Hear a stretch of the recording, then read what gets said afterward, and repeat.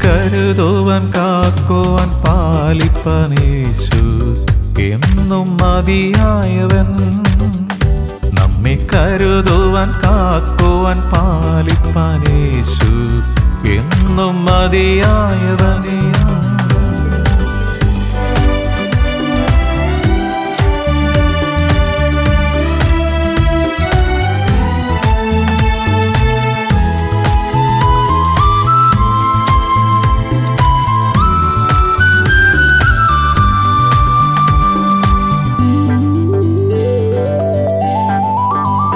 വരും ആപത്തിൽ നൽ തുണത്താ, പെരും താപത്തിൽ നൽ തണുത്താ.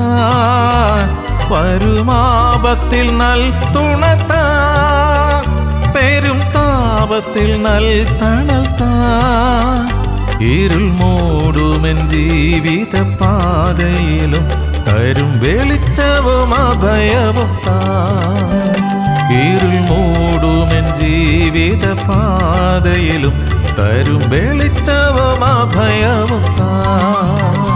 എന്നെ കരുതുവാൻ കാക്കുവാൻ പാലിപ്പാൻ യേശു എന്നും മതിയായവൻ. ദൈവത്തിന്റെ അതിപരിസ്നാമം സ്തുതിക്കപ്പെടുമാറാകട്ടെ.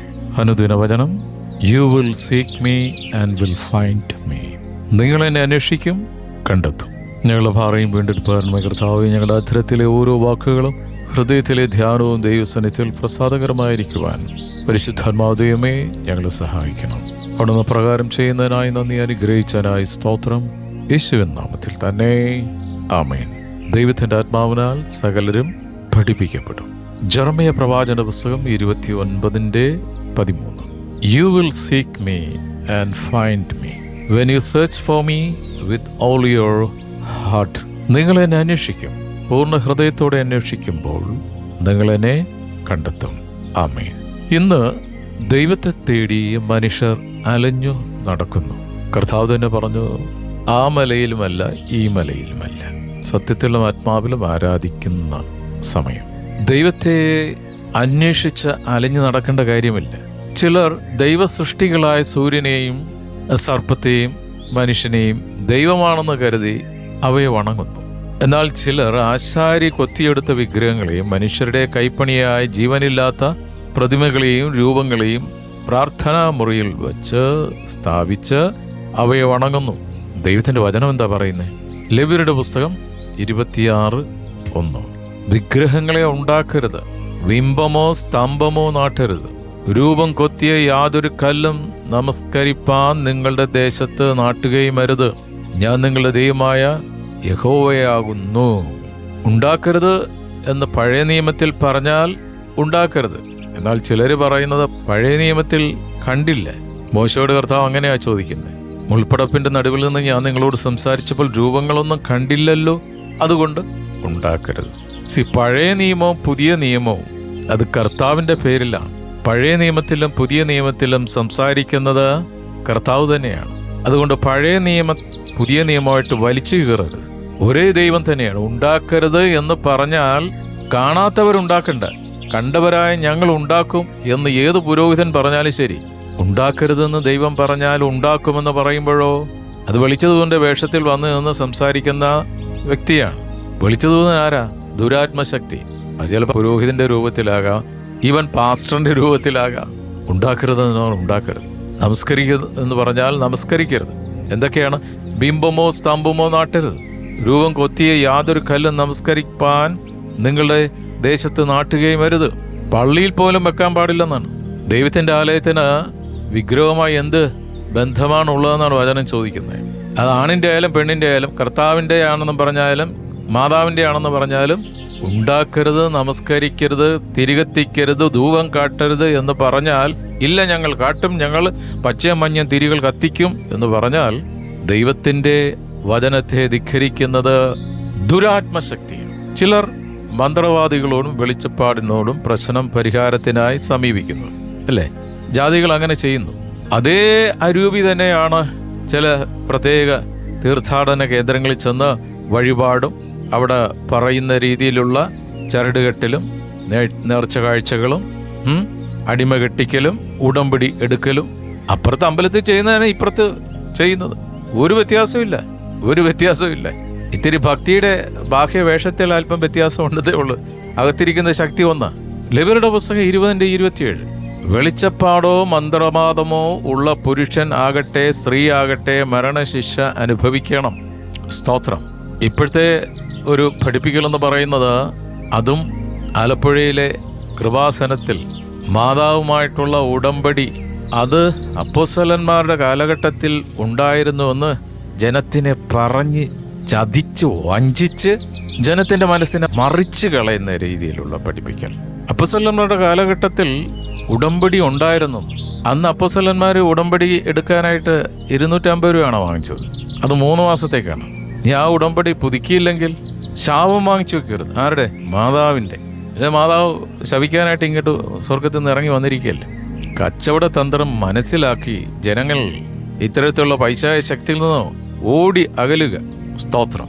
അച്ഛൻ പറയുന്ന വേദവാക്യമാണല്ലോ. വേദം പഠിച്ചിട്ട് വേണം വാക്യം പറയാൻ. ചിലർ ദൈവപ്രീതിക്കായി ശരീരത്തിൽ മുറിവുണ്ടാക്കുന്നു, ചിലർ ശരീരത്തിൽ ഇഷ്ടരൂപങ്ങളെ കൊത്തുന്നു, ചിലർ ആഭിചാരം ചെയ്യുന്നു, ചിലർ മുഹൂർത്തങ്ങൾ നോക്കി പ്രവർത്തിക്കുന്നു. വചനമിങ്ങനെ പറയുന്നു. ചെയ്യുന്ന ഓരോ പ്രവൃത്തിയും ദൈവവചനത്തിലുണ്ടോ എന്ന് നോക്കണം. ദൈവത്തിൻ്റെ വചനം നമ്മളെ നേർവഴിക്ക് നയിക്കുന്ന പുസ്തകമാണ്. തെറ്റാണെന്ന് ദൈവവചനം പറഞ്ഞാൽ അങ്ങോട്ട് തിരിഞ്ഞു നോക്കരുത്. ആ വചനം ലെവ്യരുടെ പുസ്തകം 19:26-28 വരെ. ആഭിചാരം ചെയ്യരുത്, മുഹൂർത്തം നോക്കരുത്, നിങ്ങളുടെ തലമുടി ചുറ്റും വിളുമ്പ് വടിക്കരുത്, താടിയുടെ അറ്റം വിരൂപമാക്കരുത്, മരിച്ചവന് വേണ്ടി ശരീരത്തിൽ മുറിവുണ്ടാക്കരുത്, മെയ്മേൽ പച്ച കുത്തരുത്, ഞാൻ യഹോവയാകുന്നു. ഈ പറയപ്പെട്ട എല്ലാ കാര്യങ്ങളും ഈ ഡിജിറ്റൽ യുഗത്തിൽ ജനം ചെയ്തുകൊണ്ടിരിക്കുകയാണ്. സ്തോത്രം. പച്ച കുത്തിയിരിക്കുന്നത് കുരിശാണെങ്കിൽ പോലും, സ്തോത്രം, നിന്റെ പേരാണെങ്കിൽ പോലും അത് ചെയ്യരുതെന്ന് പറഞ്ഞാൽ, ചെയ്തു കഴിഞ്ഞാൽ അതിലൂടെ വരുന്ന ശിക്ഷയും കൂടി നീ അനുഭവിച്ചോളണം. നാം ജീവനുള്ള ദൈവത്തെയാണ് ആരാധിക്കേണ്ടത്. യഹോവയുടെ ആദ്യത്തെ കൽപ്പന ലംഘിക്കരുത്. എന്താണ് ആദ്യത്തെ കൽപ്പന? 10 കൽപ്പന എത്ര എണ്ണം ഉണ്ടോ എന്ന് ചോദിച്ചു കഴിഞ്ഞാൽ കറക്റ്റായിട്ട് പറയാനായിട്ട് പലർക്കും അറിയത്തില്ല. 10 കൽപ്പന എത്ര എണ്ണം ഉണ്ട്? അത് കറക്റ്റായിട്ട് പലർക്കും പറയാൻ സാധിക്കത്തില്ല. 10 കൽപ്പന ബൈബിളിൽ കറക്റ്റായിട്ടുണ്ട്. പക്ഷേ കാറ്റഗിസം ക്ലാസ്സിൽ 9 എണ്ണേ ഉള്ളൂ. പിന്നെ ഈ 9 കൽപ്പന 10 കൽപ്പന ആക്കിയത് എങ്ങനെ? 10ാമത്തെ കൽപ്പന കുറച്ച് നീളമുള്ളതാണ്. വെട്ടിയെടുത്ത് മുന്നോട്ടിട്ട് അഡ്ജസ്റ്റ് ചെയ്ത് ഒന്നിൻ്റെയും രൂപം നിർമ്മിക്കരുതെന്ന് 2ാമത്തെ കൽപ്പനയാണ്. അടിച്ചു മാറ്റി ആ കൽപ്പന വീണ്ടും ചേർത്താൽ പള്ളിയിലിരിക്കുന്ന സകല പ്രതിമയും എടുത്ത് അറേബ്യൻ കടലിൽ കൊണ്ടിടണ്ടായിട്ട് വരും. അങ്ങനെ ഇട്ടാൽ പള്ളിക്ക് വരുമാനം ഉണ്ടാകത്തില്ല. നേർച്ചപ്പെട്ടിയൊന്നും ഈ പറയപ്പെട്ടവരുടെ മുൻപിൽ വരത്തില്ല. വചനം എന്താ പറയുന്നത്? പുറപ്പാട് 20:2-5 വരെ. ഞാൻ നിന്റെ ദൈവമാകുന്നു, ഞാനല്ലാതെ അന്യ ദൈവങ്ങൾ നിനക്കുണ്ടാകരുത്. ഒരു വിഗ്രഹം ഉണ്ടാക്കരുത്. മീതെ സ്വർഗത്തിലെങ്കിലും താഴെ ഭൂമിയിലെങ്കിലും ഭൂമിക്ക് കീഴെ വെള്ളത്തിലെങ്കിലും ഉള്ള യാതൊന്നിൻ്റെയും പ്രതിമ അരുത്. അവയെ നമസ്കരിക്കുകയോ സേവിക്കുകയോ അരുത്. നിന്റെ ദൈവമായ യഹോവയായ ഞാൻ തീക്ഷ്ണതയുള്ള ദൈവം ആകുന്നു. സ്തോത്രം. ഒരു മനുഷ്യൻ പറയുന്നത് ഞാൻ കേട്ടു, പുരോഹിതന്മാർക്ക് വിഗ്രഹം ഉണ്ടാക്കാം, അവയെ വെഞ്ചരിച്ച് ജനത്തിന് കൊടുക്കാനുള്ള അധികാരം ദൈവമായിട്ട് കൊടുത്തിട്ടുണ്ട്. അത് ഏത് ദൈവമാണെന്ന് ഇതുവരെ ബൈബിളിൽ വെളിപ്പെട്ടിട്ടില്ല. സ്തോത്രം. അതുകൊണ്ട് ധ്യാനഗുരുവല്ല, ഇതിൻ്റെ ഇടവകയിൽ അച്ഛനാണെങ്കിൽ പോലും, ഈവൻ ബിഷപ്പാണെങ്കിൽ പോലും, ഞങ്ങൾ പറഞ്ഞ സുവിശേഷത്തിന് വിരോധമായും സ്വർഗത്തിൽ നിന്നൊരു ദൂതനോ ഞങ്ങളിൽ നിന്ന് ഒരുവനോ വന്ന് പഠിപ്പിച്ചാൽ അവൻ ശപിക്കപ്പെട്ടവനെന്ന് വചനം പറയുമ്പം ആ ശാപം വാങ്ങിച്ച് തലേ വെക്കരുത്. സ്തോത്രം. ഈ ജീവനുള്ള ദൈവം നമ്മുടെ ഇടയിൽ എന്നും ഇന്നും വസിക്കുന്നു. ലോകത്തിലെ മനോഹര സൃഷ്ടിയായി നമ്മെ മെനഞ്ഞ ദൈവം നമ്മോട് കൂടെ ഇരിക്കുവാൻ എപ്പോഴും ആഗ്രഹിക്കുന്നു. ആ ദൈവത്തിന്റെ വാസം എവിടെയാണെന്നറിയാവോ? മനുഷ്യനിർമ്മിതമായ ഒരു പള്ളിയിലുമല്ല. അവന്റെ കരത്താൽ നിർമ്മിക്കപ്പെട്ട ഒരേ ഒരു ആലയം മാത്രമേ ഈ ഭൂമിയിലുള്ള, അത് ഞാനും നീയുമാകുന്ന ഈ ദൈവത്തിന്റെ പരിശുദ്ധാത്മാവ് വസിക്കുന്ന ആലയം നമ്മുടെ ശരീരമാണ്. അതാണ് ദൈവത്തിന്റെ പള്ളി. ഏദൻ തോട്ടത്തിൽ ദൈവം വൈകുന്നേരങ്ങളിൽ മനുഷ്യനെ സന്ദർശിച്ചിരുന്നു. അറിയാലോ അല്ലേ? സൃഷ്ടാവിന്റെയും സൃഷ്ടിയുടെയും സ്വർഗീയ സംഗമനത്താൽ പർദീസയും മനുഷ്യനും തേജസ്സുള്ളതായി. എന്നാൽ പാവം ചെയ്ത മനുഷ്യൻ ദൈവത്തിൽ നിന്നും അകന്നപ്പോൾ മനുഷ്യൻ കരിക്കട്ട പോലെ പ്രകാശരഹിതമായി. എന്നാൽ ആ കരിക്കട്ടയെ പ്രജ്വലിപ്പിക്കുവാൻ നമ്മുടെ കർത്താവിന് കരുണ തോന്നി. ഇസ്രായേൽ ജനത്തിലേക്ക് ദൈവ സാന്നിധ്യം ഇറങ്ങി വന്നു. നേതാവായ മോശയെ ദൈവം അവർക്കായി തിരഞ്ഞെടുത്തു. അവർക്ക് ന്യായപ്രമാണം, ആരാധന, യാഗങ്ങൾ, പ്രായശ്ചിത്തം തുടങ്ങിയ കാര്യങ്ങൾ നൽകി. അനേകം പുരോഹിതന്മാരെയും ന്യായാധിപന്മാരെയും പ്രവാചകന്മാരെയും രാജാക്കന്മാരെയും അവർക്ക് നൽകി. എന്നാൽ ദൈവം ആഗ്രഹിച്ച പോലെ ഒരു വീണ്ടെടുപ്പ് സാധ്യമായില്ല. സാക്ഷാൽ ദൈവപുത്രന്റെ മനുഷ്യാവതാരം സകല പ്രവചനങ്ങളുടെയും പൂർത്തീകരണമായി. ദൈവവും മനുഷ്യരും തമ്മിലുള്ള വിടവിനെ ക്രൂശ് മരണം ഇല്ലാതാക്കി. സ്തോത്രം. കുരിശ് ശാപത്തെ നീക്കി അനുഗ്രഹത്തെ ആക്കിയ അടയാളമാണത്. അത് അടയാളമായി തന്നെ നിൽക്കട്ടെ.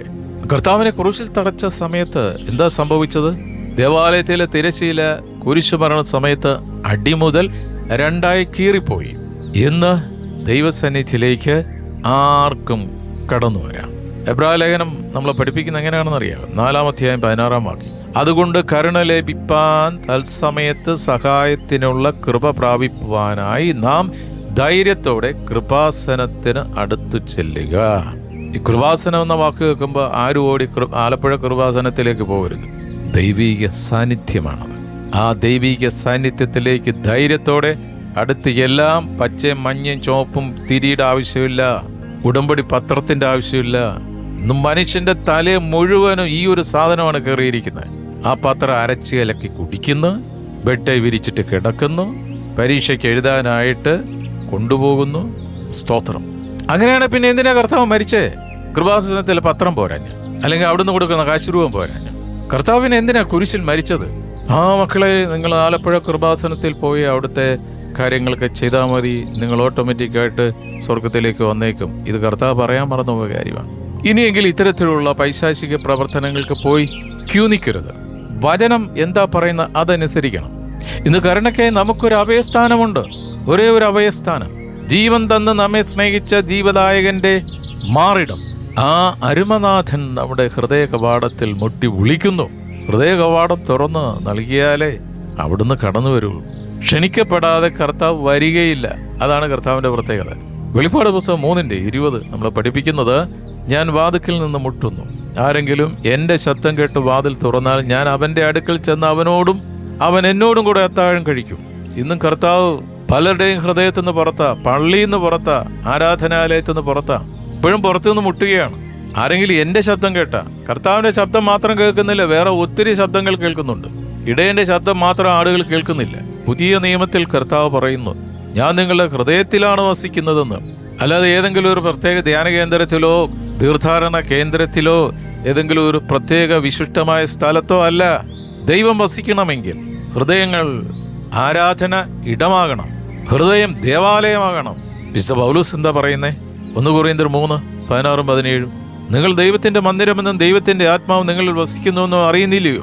ദൈവത്തിന്റെ മന്ദിരം നശിപ്പിക്കുന്നവനെ ദൈവം നശിപ്പിക്കും. ദൈവത്തിന്റെ മന്ദിരം വിശുദ്ധമല്ലോ, നിങ്ങളും അങ്ങനെ തന്നെ. മരിച്ചുപോയവരെയല്ല വിശുദ്ധരെന്ന് ദൈവത്തിന്റെ വചനം പറയുന്നത്, ജീവിച്ചിരിക്കുന്നവരെയാണ്.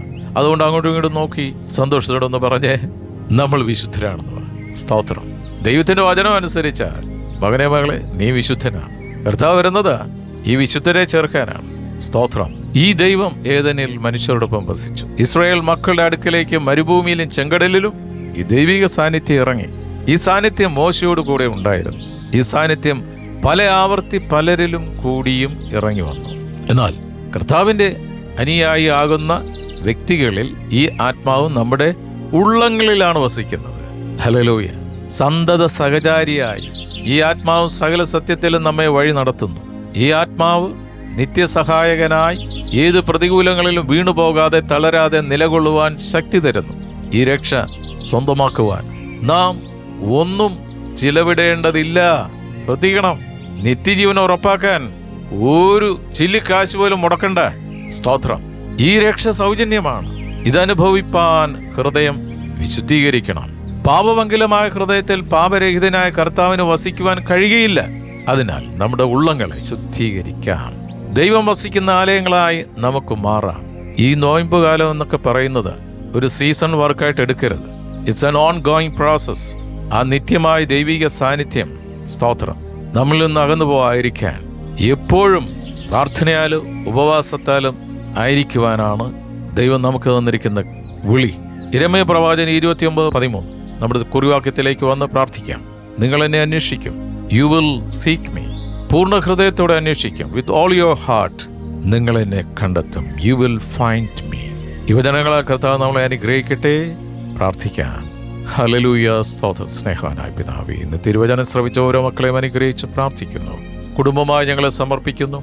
കൂട്ടായ്മയായി ഞങ്ങളെ തിരുക്കരങ്ങളിൽ തരുന്നു. പൂർണ്ണ ഹൃദയത്തോടെ, പൂർണ്ണാത്മാവോടെ, പൂർണ്ണ ശക്തിയോടെ, പൂർണ്ണ മനസ്സോടെ അവിടുത്തോട് പറ്റിച്ചേർന്ന് നടക്കുവാൻ അവിടെ തന്നിരിക്കുന്ന കൃപയ്ക്കായി സ്തോത്രം. അങ്ങേ സത്യത്തിൽ ആത്മാവിലും ആരാധിക്കുവാൻ അവിടെ തന്ന തിരഞ്ഞെടുപ്പിനായി സ്തോത്രം ചെയ്യുന്നു.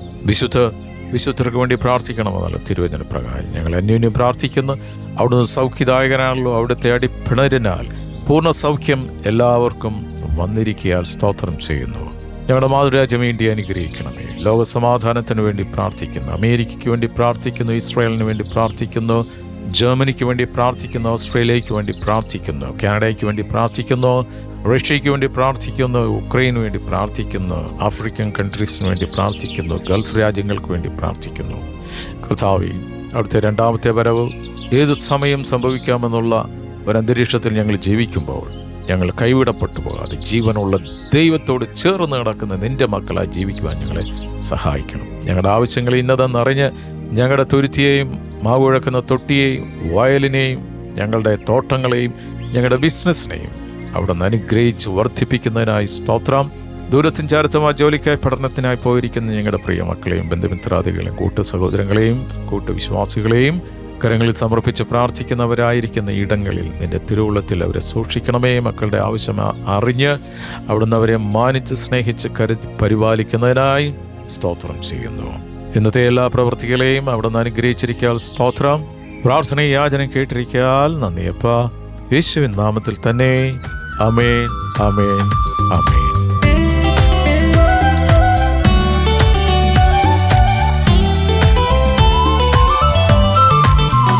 വിണ്ണിൽ വാസസ്ഥലമൊരുക്കി വരും പ്രാണപ്രിയൻ വിരവിൽ. വിണ്ണിൽ വാസസ്ഥലമൊരുക്കി വരും പ്രാണപ്രിയൻ വിരവിൽ.